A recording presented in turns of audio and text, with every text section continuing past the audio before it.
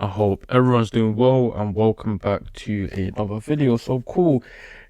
I've been meaning to make a video since yesterday, I think it is. Yeah, so yesterday we had a trade breakdown to do, which was actually a loss. And I knew today would hopefully be a good trading day. So I wanted to wait for today, let it play out and then hopefully just smash them together and it would have been a win. And I wanted to give you guys a great example of how you can take a few small losses and make it all back with one win. But that has not gone to plan, right? Instead, today we got stopped out at break even. So before I even get into the trade breakdowns, right, one thing that I would like to say is generally with losing, it's not something to, just be mopey about and you just go over it and I can't believe it. Like, you just start losing yourself over a few losses. It's just part of the game, right? The same way you can win a lot of trades in a row, you can lose a lot of trades in a row. Literally just how it works, right? It's just a probabilities game. Now, our objective is, as the trader, right, at least for the way I teach you guys and, I recommend, is to minimize the damage, right? Keep yourself in the game. So now, I've been trying to keep a little tracker, which I believe I sent you guys. I know it's on my notes app, looks very dodgy, but don't worry, every single trade in there can be backed up by my mentorship chat with the lifetime trading. So cool.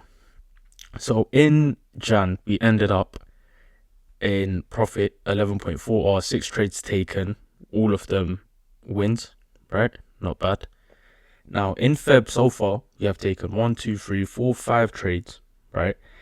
The first trade was a 2-0, right? And since then, we've had a minus 0.3, minus 0.6, and another minus 0.3. And then today's trade, which was a break even, right? So in total, that's 2 R in gains and minus 1.2 in losses. So technically, even just for Feb, we're in profit, right? So now there's a clear trend here. In January, I took about 6 trades. I would estimate from the looks of it, right? Give it a really quick look for next week. Okay, cool. Don't know why this isn't forward, but yeah, just to give you guys an idea, right? Even purely of the economic calendar, we can sort of build an expectation of, we're going to be trading this. We might not be, right? At least from the charts, I know I'm definitely going to be trading. From a look at the economic calendar, we have GDP coming up and whatnot. It looks like a decent week overall. Just quickly scanning over it, right?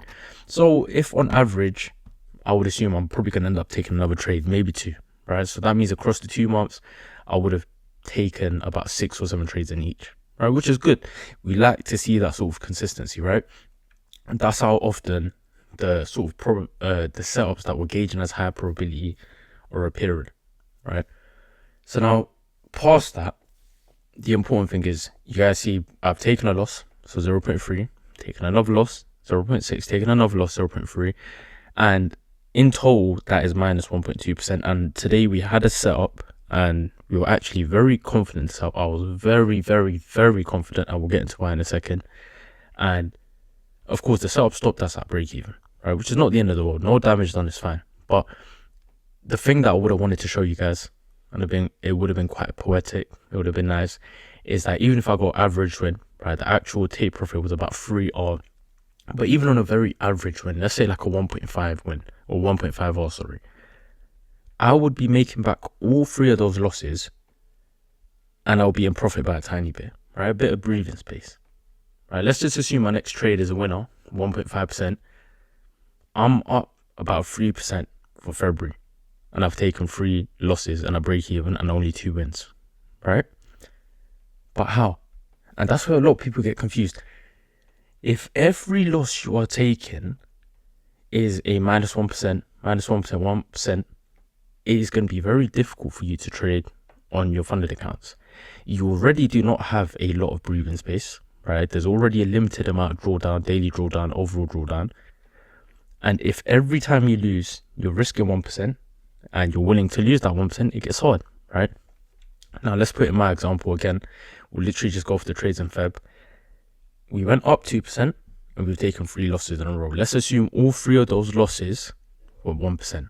We would then have been 1% down, right? And today's break even. And now that brings the overall balance to 1% down, right? Now, let's assume generally somebody was on a new account, and they've taken 3 losses in a row, right? Just for the sake of example.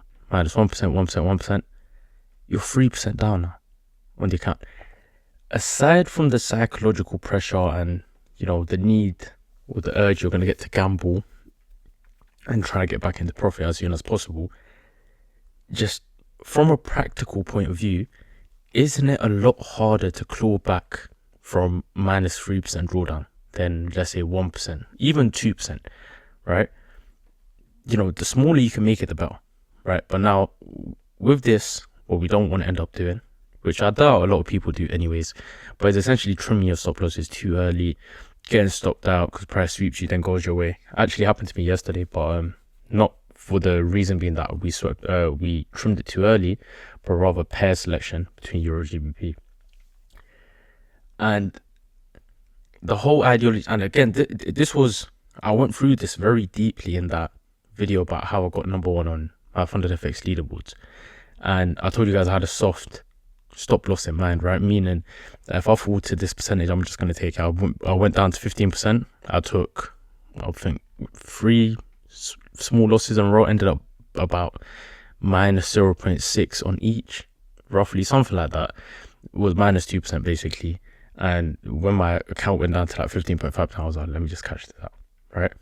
But even in that video, I showed you guys, there was no loss bigger than 1%. There was only one loss on that whole account that was a 1% loss, right? All the others were very small, right?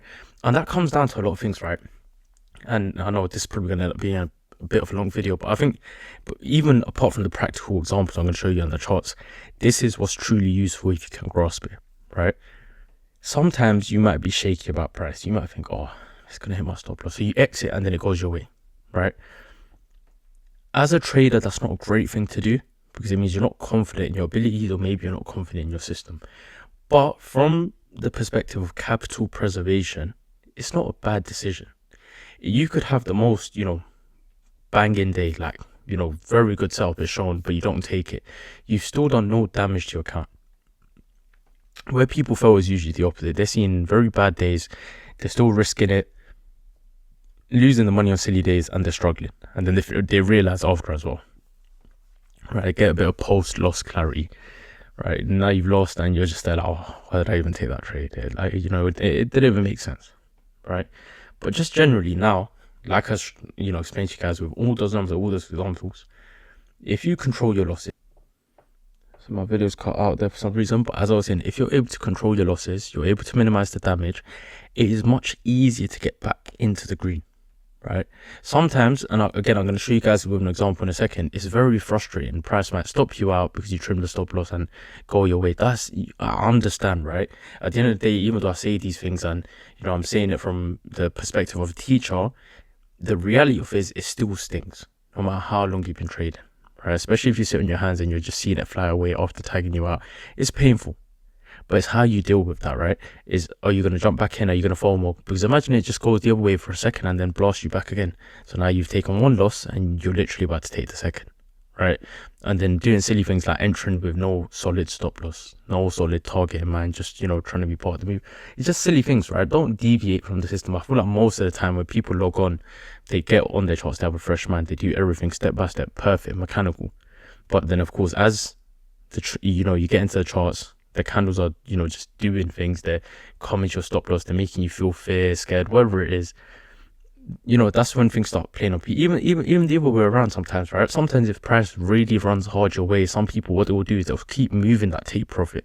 They'll keep saying, oh, you know, it can go hit this. It can go hit this. That's not always a bad idea, but I'd say for the majority of people, they probably tend to extend it more than they should. And it's probably a good idea if you had an initial good target in mind. If price hits that, just close it. If it runs past that, oh well, right? At least you took your sort of piece of the pie, and you know you're settled now. Just be content with it. So cool.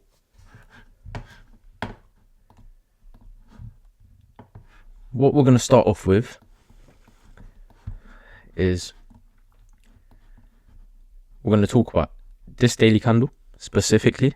And we're going to talk about this daily candle. So I believe off the top of my head, right, one of the losses was actually either on the Tuesday or the Wednesday. I can't remember exactly when off the top of my head, but it was a minus 0.3% here. I believe it may have been the Wednesday as we were trying to trade that move away, or maybe even the Tuesday, because we anticipate a bit of an early move away from this smaller fair value gap. I'm not sure. I'm not going to go through all three breakdowns, but one of these I've therefore sent screenshots in, and well, no, if somebody is curious, you can ask me and I'll explain. But the reason I want to break down specifically this daily candle and this one is because on this one we had a obvious bias, right? And we had a very good setup. We had very good framework. A lot of people online have actually made a lot of money just off of this singular daily candle. Shout out to Trade Barney. If any of you guys follow, you probably do know him. Yeah, he's killed it. And this daily candle did exactly what we wanted, but it managed to stop us out just before it did that. And the reason I want to talk about today's daily candle, where we've managed to hit break even, is very similar. I thought we were going to go down. We had very good, what I would say is a read on the daily candle. We had a good bias, and on the lower time frame, we had good framework. I anticipated a move back down to this low, but it just wasn't offered. Right, so cool. Let's start with Thursday's daily candle. Now, generally, the expectation is, right, as we come into the day, you have that big swing from the daily fair value gap. You got this nice trend line like this. The things to note: this was our previous weekly low. This was some trend line liquidity. And of course, price has made the high of the week on the Wednesday and traded away from that, started running this trend line. We'd anticipate the move down. Now, let's get into the trading. Right, so we're going to talk about this from the perspective of a New York kill zone trader. There wasn't anything interesting I would have really entertained in London Roper kill zone on this day, if I'm being honest. And as you guys can see, it should be pretty obvious already. There's clearly a sort of kick here, retracement here, and then price trades away from us, right? So now, one of the main things we were watching for was the bias on the new 4-hour candle. This close wasn't great, I'll be honest, right? When I look at a close like this, you have a big wick, that wick's taking a bit of liquidity. It can make things a bit shaky. It might make you think, maybe you retrace a bit this way, then we go down, or although it looks very obvious here in the moment, it can be a bit deceiving, right? However, the main thing is that we had a bearish bias and we weren't interested in entertaining DXY longs anyways. So all we were waiting for was sell side displacement to be able to entertain the sell we want to take, right? So if we come over, so it was the Thursday, and we knew we had unemployment claims at 130, right? This was the main sort of framework that we wanted to, move around. We're just checking. So cool. We'll come back to that. So now what I'm going to very quickly do, just if I go into the Mentorship chat yesterday.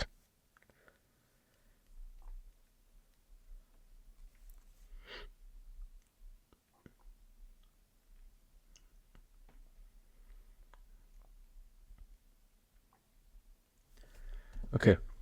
So, price, of course, has, created this big trend line. If I turn the charts off now, imagine, I know we're bearish on the DXY, but you see a trend line like this, just blatant liquidity engineering. This was one thing that put off a lot of people, which is understandable. That's fine, right? If, this was a setup you're not comfortable taking because this is what's above you, perfectly fine. Right? If it's getting rid of your conviction, then don't trade. Simple as. And I had similar thoughts, but again, right, guys, we also need to, think about the higher time frame. You have a clear market maker sell model in play. You're coming from a high time frame daily PDO rate. If price wanted to run this liquidity, it probably would have already done it instead of coming into New York, then kicking lower. Because when we're kicking lower, then it suggests we are looking to draw towards these targets before we even consider going back up, right? Whether that's a retracement, whatever it is, right? So going into the session, the thoughts were, quickly go here.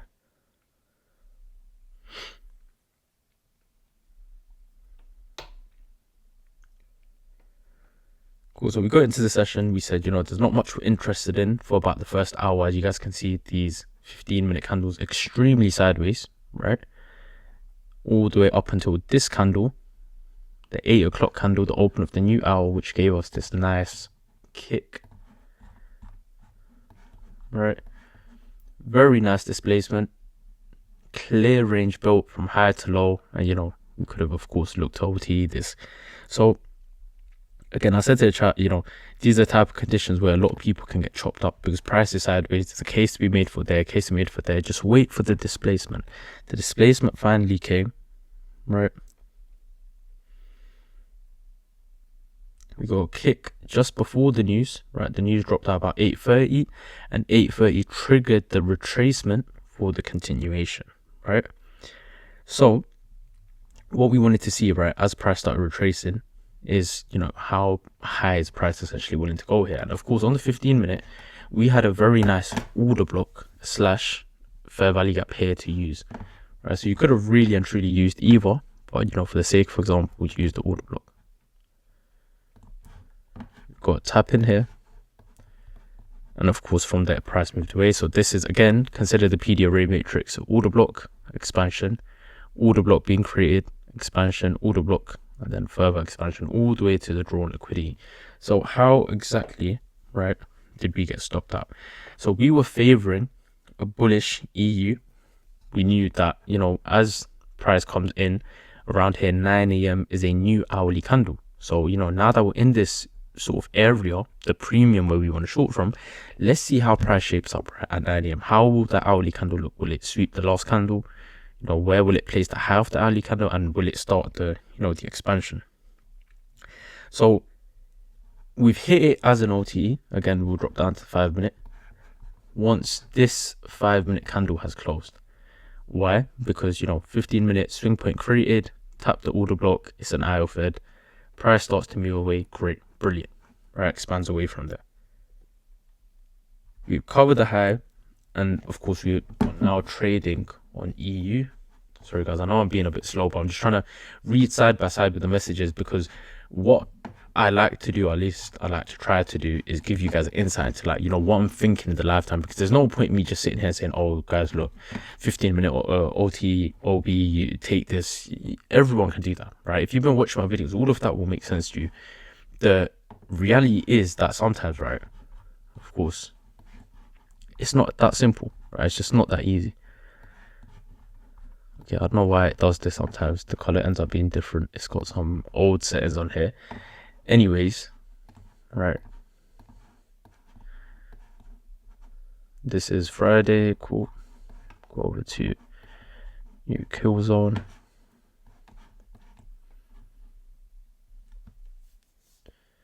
What we see, right, is that we want to target about 1.04614, which is the previous daily high for EU, right?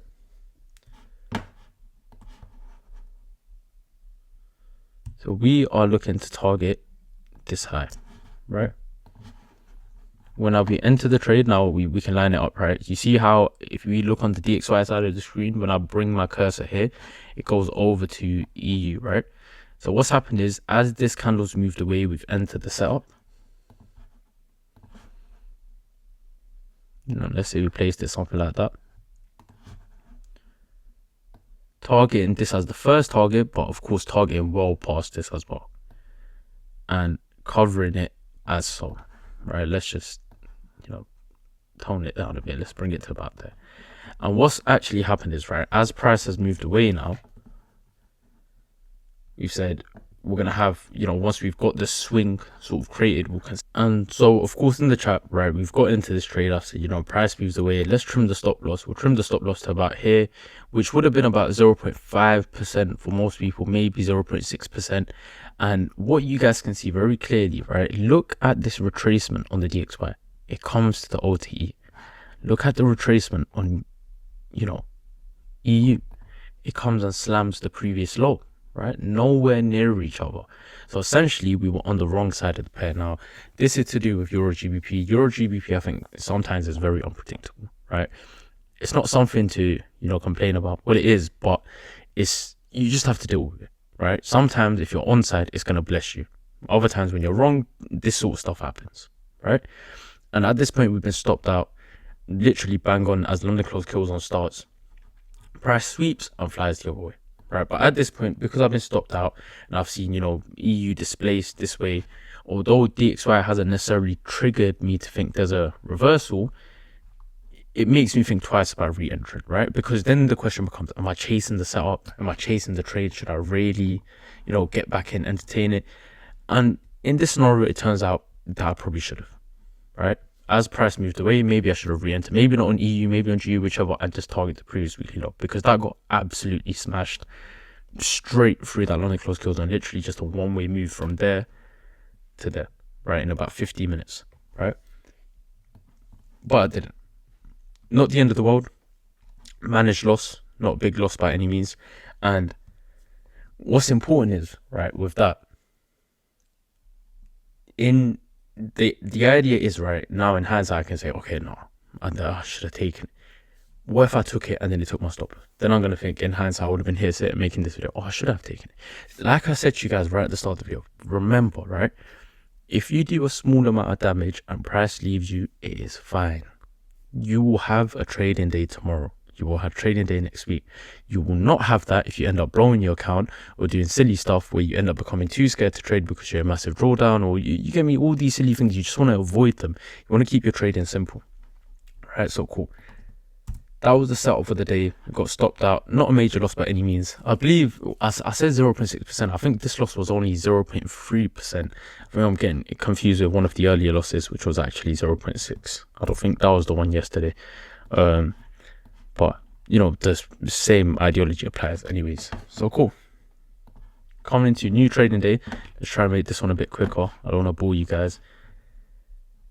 We look at this daily candle. The expectation is that we're going to continue down. Our big drawn liquidity is down here. We had a very choppy 1, 2, 3 daily candles to start the week. Now the expansion finally starts. We assumed that it would carry on, right? Especially, if we look at the weekly candle, you would anticipate, you left a big wick behind. Now we're going to trade this way and we're going to, push further a little, right? Have a bit of a stronger close. So cool. Let's get into it. When this, as we've come into the day, we anticipated price would trade higher, trade to this 4-hour fair value gap, very obvious fair value gap. We had the same fair value gap on EU and GU, exact same framework, right? Trade here, trade away.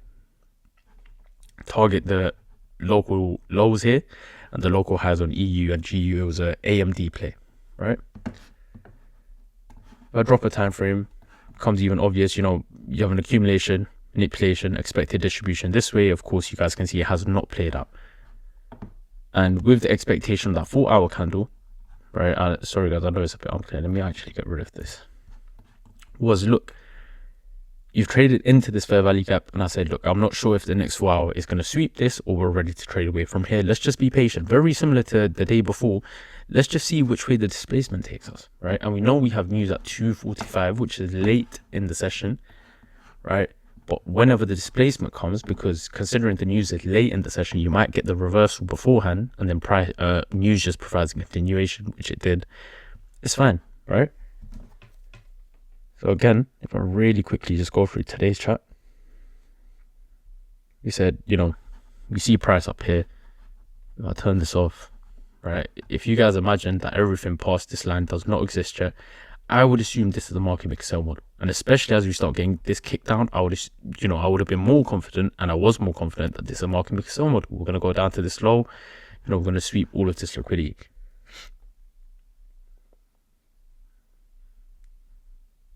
Well, I'm just trying to find specifically where I took the entry. Okay, around 140.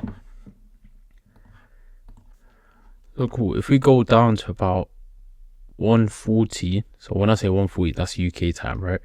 Instead, what we're looking at is 8:40 in New York time. And why is that significant? Is because at this point, I'm more convinced, right? Just simply, we have our 4-hour candle open, we trade higher, we sweep the previous candle, and now we have displacement through the opening price. That's what I wanted to see, displacement through the opening price. Then I was happy to hit the trade from here, right? Essentially, you know, somewhere around here. Say, look, I'm confident we're going to trade lower. We'll cover this high, right? We can leave that little bit, because if it comes here, it's going there, right? But we'll cover this high and we'll target this, right? Which was about a 3.5 or DXY, very similar on EU, right? That's what we want to see. Just very simple, guys. And in fact, with this trade, we actually ended up holding through news, and we did not actually get a stop loss trade.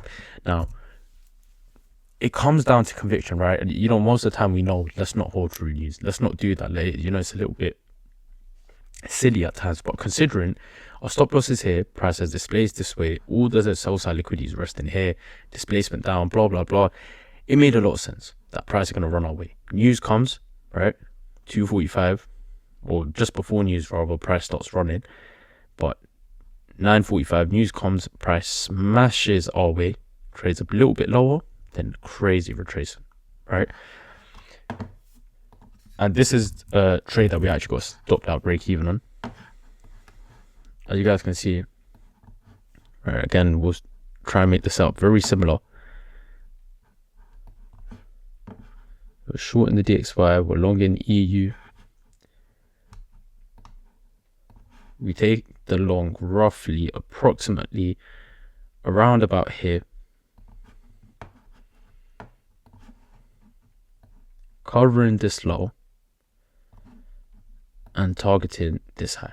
Now, if I zoom out a bit, right, guys, if I even hop out a time frame, just generally, the framework to me looked extremely obvious, right? You're in a 4 hour fair value gap. You've got this nice, massive, solid first hourly candle trading that way.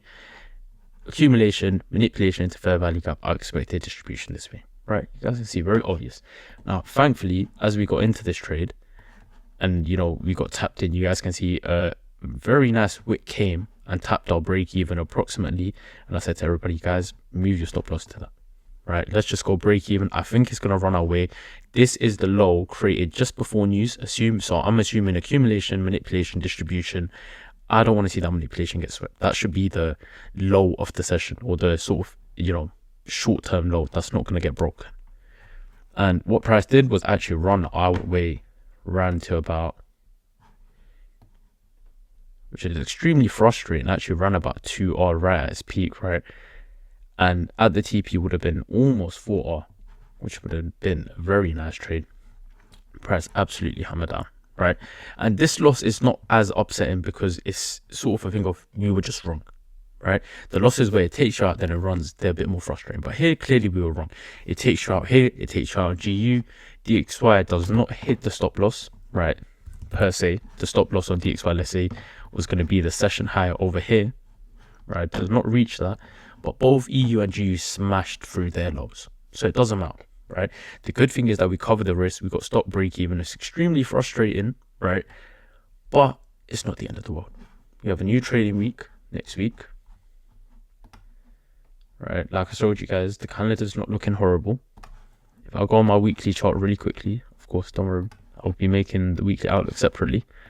You have a good bias, you have a good target, we've taken a couple losses, one average win, make everything back. Risk management is the crux of being profitable, guys. I'm telling you, there's, you know, learning to trade in, there's being accurate, there's being good at what you do, but the actual crux of, if you want to be profitable for a long run, is your risk management. If you can't manage your risk, right, if you can't control your losses and minimize them and make sure, you know, they're very sensible, you will struggle until you fix that. You might have good runs, you might get lucky, right?